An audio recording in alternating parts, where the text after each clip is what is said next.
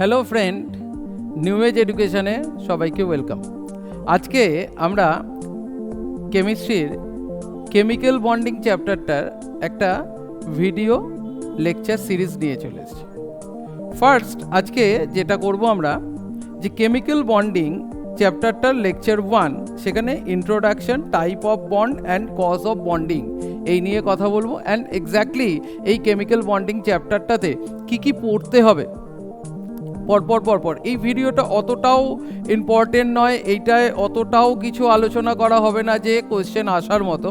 এটা এক্স্যাক্টলি বলে দেওয়া হবে যে কি কি স্টেপে আমরা এগোবো, কেন কেমিক্যাল বন্ড ফর্ম হচ্ছে, কী জন্য কেমিক্যাল বন্ডিং আমরা পড়বো, হ্যাঁ, অ্যান্ড এই চ্যাপ্টারে কি কি আছে, হ্যাঁ, পরপর কি ভিডিও লেকচার আসতে চলেছে, কিসের ওপর ভিডিও হবে, এই চ্যাপ্টার পুরো এন্টায়ার চ্যাপ্টার কি বলতে চলেছে সেই জায়গা নিয়ে আমরা এই ইন্ট্রোডাকশন ক্লাসটায় আলোচনা করব। ফার্স্ট আজকে কেমিক্যাল বন্ডিং ইন্ট্রোডাকশন পার্ট বলতে গিয়ে জানতে হবে যে কেমিক্যাল বন্ড এটা কি, কেমিক্যাল বন্ড কেন ফর্ম হয়, ঠিক আছে? তাহলে কেমিক্যাল বন্ড কি সেটা যদি জানতে যাই তাহলে দেখব যে chemical bond definition of chemical bond. Chemical bonding refers to the force of attraction between atom or ion that enable the formation of chemical compound. Generally কি বলছে যে জাস্ট কেমিক্যাল বন্ডিং মানে হচ্ছে হলো একটা force of attraction between two atom. Generally ফার্স্টে আমি এই অ্যাটম দিয়েই বললাম, কারণ কেমিক্যাল বন্ড অ্যাটমের মধ্যেও ফর্ম হয়, অ্যান্ড কেমিক্যাল বন্ড মানে এই ফোর্স অফ অ্যাট্রাকশন মলিকিউলের মধ্যেও ফর্ম হতে পারে। জাস্ট স্টার্টিংয়ে অ্যাটম দিয়ে কথা বলছি, তারপর কি কি হতে পারে সেই নিয়ে পরপর বলে দেব। This bond occur due to the interaction between valence electron of the atom involved. Chemical bonding is fundamental to understanding the structure and properties of matter, as it determines how atom combine and how the resulting molecule behave. Exactly, যে একটা chemical bond যখন form হবে, সেই chemical bond কেন form হচ্ছে, কাদের মধ্যে form হচ্ছে, and bond form হওয়ার পর মলিকিউলটা যে ফর্ম হলো সেই মলিকিউলটা কিভাবে বিহেভ করবে, তার প্রপার্টি কেমন হবে, এই পুরোটাই দাঁড়িয়ে আছে এই কেমিক্যাল বন্ডের ওপর। জেনারেলি আমরা যদি দেখি যে কেমিক্যাল বন্ড একটা ফোর্স অফ অ্যাট্রাকশন। কত ধরনের কেমিক্যাল বন্ড হতে পারে? Bond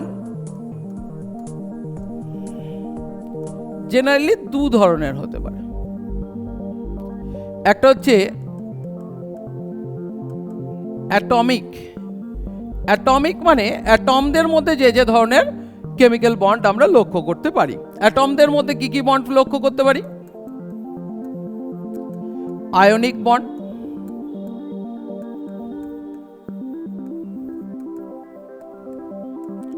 covalent bond,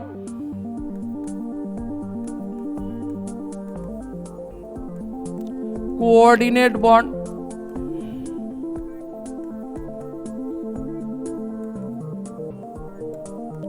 metallic bond. Generally এই 4 টাইপের 1, 2, 3, 4 এই 4 টাইপের আমরা অ্যাটমের মধ্যে বন্ড লক্ষ্য করতে পারি।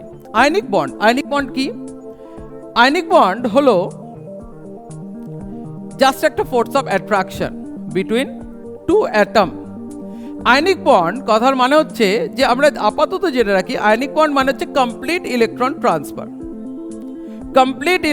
ট্রান্সফার। কথার মানে কি, যে একটা অ্যাটম ইলেকট্রন লুজ করবে, অন্য অ্যাটম ইলেকট্রন অ্যাকসেপ্ট করবে, সে 1 অর মোর দ্যান 1 ইলেকট্রন হতে পারে। কারেক্ট। কমপ্লিট ইলেকট্রন ট্রান্সফার মানে হচ্ছে আয়নিক বন্ড। কোভ্যালেন্ট বন্ড মানে হচ্ছে শেয়ারিং, যখন ইলেকট্রন শেয়ারিং করে তখন সেটাকে আমরা বলি কোভ্যালেন্ট বন্ড। কোঅর্ডিনেট বন্ড, আচ্ছা কোভ্যালেন্ট বন্ড হচ্ছে কি, যে equal number of electron sharing যদি হয়, single bond, double bond, triple bond, হ্যাঁ, এগুলো হচ্ছে কি কোভ্যালেন্ট বন্ডের মধ্যে পড়ছে। অ্যান্ড কোঅর্ডিনেট বন্ড মানে কি, একটা অ্যাটম ডোনেট করবে, দুজনে ইউজ করবে, মানে যেখানে লোন পেয়ার ডোনেশন হয়, যেখানে লোন পেয়ার ডোনেশন হয়। অ্যান্ড 4 নম্বর হচ্ছে মেটালিক বন্ড। মেটালিক বন্ড মানে কি, যেখানে কিনা মেটাল ফোর্স অফ অ্যাট্রাকশনে কি হচ্ছে, মেটালরা নিজেদের মধ্যে বন্ড ফর্ম করছে, সেটা হচ্ছে কি মেটালিক বন্ড। এছাড়া আমরা যেটা দেখতে পাই সেটা হচ্ছে কি মলিকিউলের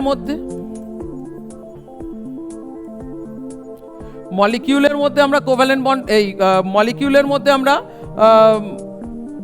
ফোর্স অফ অ্যাট্রাকশন দেখতে পাই। মলিকিউলের মধ্যে যে ফোর্স অফ অ্যাট্রাকশন দেখতে পাই, সেই ফোর্স অফ অ্যাট্রাকশনের মধ্যে আসছে van der Waal force of attraction.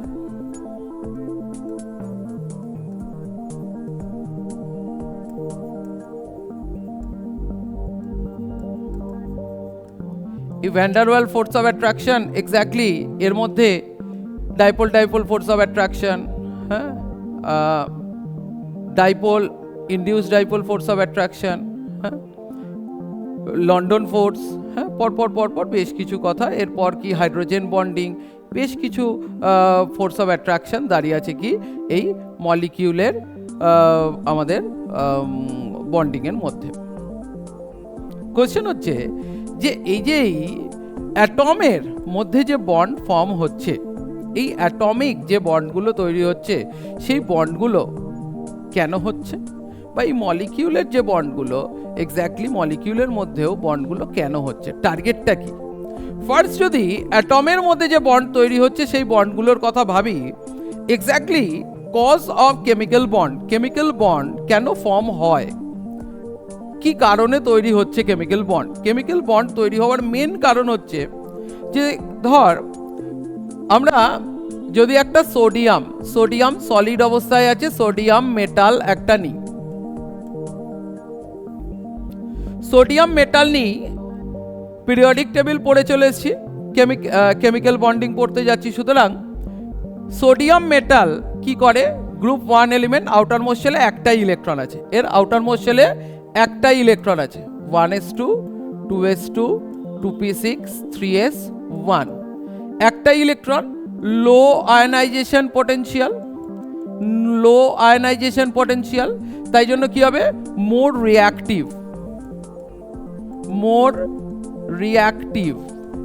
Reactivity high, তাই জন্য কি হয়, সোডিয়ামকে জলে ফেললে কি হবে, যে সোডিয়াম জ্বলে যায়। এখন যদি সোডিয়াম একটা কেউ খেয়ে নেয় কি হবে, জল পেয়ে সেটা জ্বলে যাবে। বাট টেবিল সল্ট, খাদ্য লবণ যখন আমরা খাই তার মধ্যেও সোডিয়াম আছে, সেই সোডিয়াম খেলে কিন্তু আমাদের কোনো প্রবলেম হচ্ছে না। ওটা কি অবস্থায় খাচ্ছি, কম্পাউন্ড অবস্থায় খাচ্ছি। কেন কম্পাউন্ড অবস্থায় খেলে কোনো ক্ষতি হচ্ছে না, বাট যদি আমরা শুধু এনএকে খেয়ে নিই, শুধু সিএলকে খেয়ে নিই, তাহলে এক্স্যাক্টলি কি হবে, যে ক্ষতিটা হবে। কেন হচ্ছে এটা, তার কারণ নর্মাল অবস্থায় যখন সোডিয়াম যখন অ্যাটম অবস্থায় আছে, সেটা more reactivity very high, outermost শেলে একটা ইলেকট্রন আছে, লো আয়নাইজেশন পটেনশিয়াল। বাট এটা যখন কম্পাউন্ড ফর্ম হবে, মানে ধর সোডিয়াম NaCl ফর্ম করেছে, NaCl এ কে আছে, NaCl এ আছে Na plus plus Cl minus. Na plus মানে কি, এ তার নিয়ারেস্ট নোবেল গ্যাস 2,8 নিয়নের ইলেকট্রনিক কনফিগারেশন পেয়েছে। অ্যান্ড ক্লোরিন এটা কি হবে 2,8,8, এটা কি হবে, এটা নিয়নের ইলেকট্রনিক কনফিগারেশন, এটা কি আর্গনের ইলেকট্রনিক কনফিগারেশন পেয়েছে। মানে আমি যদি ইলেকট্রনিক কনফিগারেশন 1s2s দিয়ে লিখি, এটা 1s2 2s2 2p6 noble gas electronic configuration নিয়নের, আর এটা কি argon 1s2 2s2 2p6 3s2 3p6 electronic configuration পেয়েছে, কারেক্ট। তাহলে কি যখনই আমরা দেখছি সোডিয়াম ক্লোরাইড, তখন কি Na plus and Cl minus এরা কি তার নিয়ারেস্ট নোবেল গ্যাসের ইলেকট্রনিক কনফিগারেশন পেয়ে গেছে, তাই জন্য কি তারা স্টেবল, তাই জন্য NaCl খাচ্ছি, কিছু প্রবলেম হচ্ছে না। বাট যখন আমি Na খাচ্ছি তখন কি হচ্ছে, ভেতরে গিয়ে জ্বলে যাবে, কারেক্ট। তাহলে এক্সপ্লোসিভ রিয়াকশন করে, তাই না। তাহলে এক্স্যাক্টলি এই কারণেই স্টেবিলিটি গেইন করার জন্য, তার নিয়ারেস্ট নোবেল গ্যাসের ইলেকট্রনিক কনফিগারেশন পাওয়ার জন্যই কি হয়, কেমিক্যাল বন্ডিং তৈরি হয়, কেমিক্যাল বন্ড ফর্মেশন হয়। কারেক্ট? তাহলে এই নিয়ারেস্ট নোবেল গ্যাসের ইলেকট্রনিক কনফিগারেশন মানে আমরা যদি নোবেল গ্যাস দেখি, নোবেল গ্যাস মানে কি? নোবেল গ্যাস কারা? Helium, neon, argon, krypton, xenon, radon, atomic number 2, 10, 18, 36, 54, 86 exactly এদের ইলেকট্রনিক কনফিগারেশন যদি দেখি, কমন ইলেকট্রনিক কনফিগারেশন এটা হবে ns2 np6 অ্যান্ড এর কমন ইলেকট্রনিক কনফিগারেশন এক্স্যাক্টলি এটা শুধু একটাই, এটা কি হবে 1s2 মানে এর জাস্ট দুটো ইলেকট্রন আছে আউটার মোস্ট শেলে, আউটার মোস্ট শেলে দুটো। তাহলে হিলিয়ামের কাছাকাছি যারা থাকে তারা কি করবে? ইলেকট্রন লুজ করে বা ইলেকট্রন শেয়ারিং করে ডুপ্লেট মানে দুটো করার চেষ্টা করবে। আর এদের আউটার মোস্ট শেলে সবার 8টা করে ইলেকট্রন আছে, মানে এটাকে যদি আমরা দেখি তাহলে হবে হচ্ছে এটা outer most shell 2s2 2p6, এটার ক্ষেত্রে কি হবে 3s2 3p6, এটার ক্ষেত্রে কি হবে 4s2 4p6, এটার ক্ষেত্রে কি হবে 5s2 5p6, এটার ক্ষেত্রে হবে 6s2 6p6। তাহলে এক্স্যাক্টলি যদি লক্ষ্য করে দেখি এদের সবার আউটার মোস্ট শেলে কটা করে ইলেকট্রন? 8টা। এটাকে আমরা বলছি কি অক্টেট করা, আর এটাকে আমরা বলছি কি ডুপ্লেট করা। কারেক্ট? তাহলে কি হিলিয়ামের নিয়ারেস্ট যারা আছে তারা ইলেকট্রন লুজ করে বা ইলেকট্রন শেয়ারিং করে হিলিয়ামের ইলেকট্রনিক কনফিগারেশন পাওয়ার চেষ্টা করবে, আর যারা নিয়ন, আর্গন, ক্রিপ্টন এদের কাছাকাছি আছে তারা কি করবে? ইলেকট্রন লুজ করে বা ইলেকট্রন অ্যাকসেপ্ট করে বা ইলেকট্রন শেয়ারিং করে এক্স্যাক্টলি এরা কি করবে? অক্টেট করার চেষ্টা করবে। টার্গেট হচ্ছে কি নিয়ারেস্ট নোবেল গ্যাসের ইলেকট্রনিক কনফিগারেশন পাওয়া। এই জন্যই কি করে যে অ্যাটমরা কেমিক্যাল বন্ড ফর্ম করে। এক্স্যাক্টলি ক্লিয়ার যে কি প্রবলেম? যে অ্যাটম তার nearest noble gas electronic configuration পাওয়ার জন্য ইলেকট্রন লুজ করবে বা গেইন করবে বা শেয়ারিং করবে। কারেক্ট? এইভাবে আমরা কি কেমিক্যাল বন্ড ফর্ম করতে পারবো। এটাই হচ্ছে কি কেমিক্যাল বন্ড তৈরি হওয়ার কারণ। আমি যদি এরপর এগোই দেখব যে ইম্পর্টেন্স ইন কেমিস্ট্রি, কেমিস্ট্রিতে এর ইম্পর্টেন্স কি? Importance in chemistry, stability atom generally normally atom কি আনস্টেবল, সবসময় চাই কি মোর রিঅ্যাক্টিভ, অ্যাটম মোর রিঅ্যাক্টিভ সবসময় রিঅ্যাকশন করতে চাইবে। বাট একটা কম্পাউন্ড হয়ে গেলে কি হবে?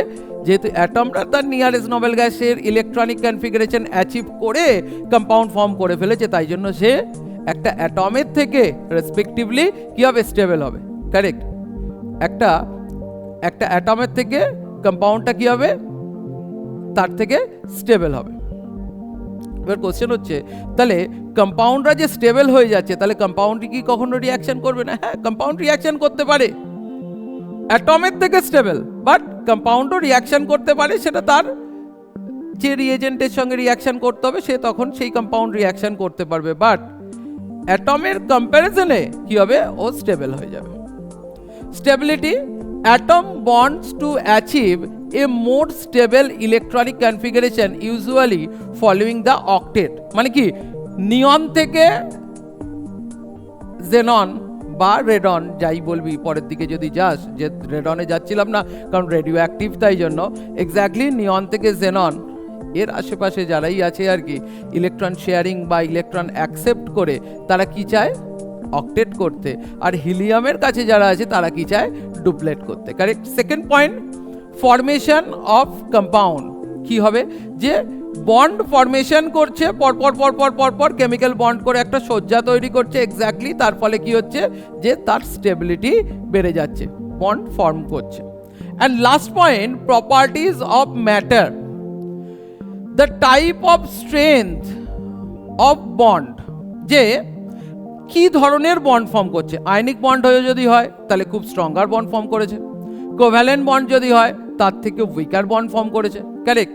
কোন ধরনের বন্ড ফর্ম করেছে তার উপর ডিপেন্ড করছে সে কে কতটা সলিড হবে না লিকুইড হবে, তার বন্ড এনার্জি কত হবে, কি ধরনের প্রপার্টিজ হবে, এই পুরোটাই ডিপেন্ড করছে কিসের ওপর? প্রপার্টিজ অফ ম্যাটার ডিপেন্ড করছে কিসের ওপর? কেমিক্যাল বন্ডের ওপর। কারেক্ট। তার ইলেকট্রিক্যাল কন্ডাক্টিভিটি কি হতে পারে, দেখ তার লক্ষ্য কর। Properties of matter, the type of strength of bond affect physical and chemical properties of substance such as melting and boiling point, solubility, hardness and electrical conductivity. Exactly এই সমস্ত কটা প্রপার্টি ডিনোট করছে, মানে ডিপেন্ড করছে কিন্তু chemical bond এর ওপর, কি ধরনের বন্ড ফর্ম করেছে এবং কিভাবে সেইটা তৈরি হচ্ছে। কারেক্ট। তাহলে মেনলি এই চ্যাপ্টারে আমাদের জানতে হবে অ্যাটমরা কিভাবে বন্ড ফর্ম করে, কি ধরনের বন্ড, অ্যাটমের কি ধরনের বন্ড দেখতে পাই আমরা অ্যাটমের মধ্যে জেনারেলি দেখতে পাই types of chemical bond for অ্যাটমদের জন্য কি হবে? আয়নিক বন্ড মানে কি? Complete electron transfer. Covalent bond, যেখানে কিনা equal number of electron sharing হচ্ছে, সেটাকে কোভ্যালেন্ট বন্ড বলবো আমরা। কোঅর্ডিনেট বন্ড মানে কি? একজন ডোনেট করবে, দুজনে ইউজ করবে, মানে কি? যেখানে লোন পেয়ার শেয়ারিং হয়। অ্যান্ড লাস্ট হচ্ছে মেটালিক বন্ড, যেটা কিনা মেটালদের অ্যাটমের মধ্যে যে বন্ড ফর্ম তৈরি হয়, যে মেটালিক ক্রিস্টাল ফর্ম করে, যে একটা মেটালের জালক তৈরি করে, হ্যাঁ, সেটাই হচ্ছে কি মেটালিক বন্ড ফর্মেশন। এই হচ্ছে 4 টাইপের অ্যাটমিক বন্ড। এরপর আমাকে কিছু মলিকিউলের মধ্যে বন্ড পড়তে হবে, van der Waal force of attraction. তারপর যাব আমরা hydrogen bond. Exactly covalent bond পড়ার পর কোভ্যালেন্ট বন্ড থেকে আমরা ঢুকবো হচ্ছে ভিভিটি, ভ্যালেন্স বন্ড থিওরি। সেখান থেকে হাইব্রিডাইজেশন, যে একটা মলিকিউল কি ধরনের বন্ড ফর্ম করে আছে, কি ধরনের স্ট্রাকচার তৈরি হয়, কোন অরবিটাল তার ইনভলভ, যে কোনো একটা মলিকিউল দেখে তার স্ট্রাকচার বুঝবো কি করে, এই সমস্ত কিছু কিন্তু ডিপেন্ড করবে যে এই হাইব্রিডাইজেশনের ওপর। এরপর পড়বো VSEPR, valence shell electron pair repulsion theory. সেই valence shell electron pair repulsion থিওরিতে কি হবে? যে valence shell electron pair repulsion theory denote করবে যে কোনো একটা মলিকিউলের হাইব্রিডাইজেশন স্টেট অনুযায়ী তার যা জিওমেট্রি হওয়ার কথা, এক্স্যাক্টলি ভ্যালেন্স সেলে ইলেকট্রন পেয়ার লোন পেয়ার চলে আসার জন্য, ইলেকট্রন পেয়ার মানে bond pair and lone pair চলে আসার জন্য সেটা কি হবে? যে তার জিওমেট্রি ডিফার করে যাচ্ছে, যে তার শেপ, তখন একটা শেপ কনসেপ্ট আসছে, জিওমেট্রি অ্যান্ড শেপ কনসেপ্ট চলে আসছে এই VSEPR কনসেপ্টে। VSEPR তারপর শিখব। তারপর এই চ্যাপ্টারে শিখবো হচ্ছে ডাইপোল মোমেন্ট। এটাও একটা কনসেপ্ট, যে dipole moment and Fajans rule. Generally আমরা এই covalent bond and ionic bond পড়ছি, সে কিছু বাদে গিয়ে পড়বো যে এক্স্যাক্টলি কোনো মলিকিউলে কোনো একটা বন্ড কোভ্যালেন্ট বন্ড, বা কোনো মলিকিউলে কোনো একটা বন্ড আয়নিক বন্ড, যেই ionic bond and covalent bond, কোনো বন্ডই পুরোপুরিভাবে আয়নিক বা কোনো বন্ডই কোনো পুরোপুরিভাবে কোভ্যালেন্ট, এটা বলা যাবে না। এক্স্যাক্টলি তার মধ্যে কোনটা কি দিয়ে ডিনোট করব, যেরকম কোভ্যালেন্ট বন্ডের মধ্যে কতটা আয়নিক নেচার আছে সেটা জন্য আমাদের পড়তে হবে ডাইপোল মোমেন্ট, আবার আয়নিক বন্ডে কতটা কোভ্যালেন্ট নেচার আছে সেটার জন্য আমাদের পড়তে হবে হচ্ছে ফাজান্স রুল। পরপর এই টপিকগুলো পড়বো আমরা। অ্যান্ড শেষ হাইড্রোজেন বন্ড, অ্যান্ড তারপর করব কি আমরা মলিকিউলার অরবিটাল থিওরি দিয়ে পরপর বেশ কয়েকটা লেকচার এখানে এই চ্যাপ্টারের ওপর পড়ব। এই টোটাল ভিডিও সিরিজটা পরপর আসতে চলেছে। হ্যাঁ, তোরা এটা দেখতে থাক। এক্স্যাক্টলি যদি ভিডিওতে কোনো প্রবলেম ফেস করিস, কোনো যদি কোয়েশ্চেন থাকে, ডাউট থাকে, সেটাকে কমেন্ট সেকশনে লেখ। এবং যদি ভিডিওটা হেল্পফুল মনে হয় তাহলে লাইক, শেয়ার অ্যান্ড সাবস্ক্রাইব করে দিস। Thank you.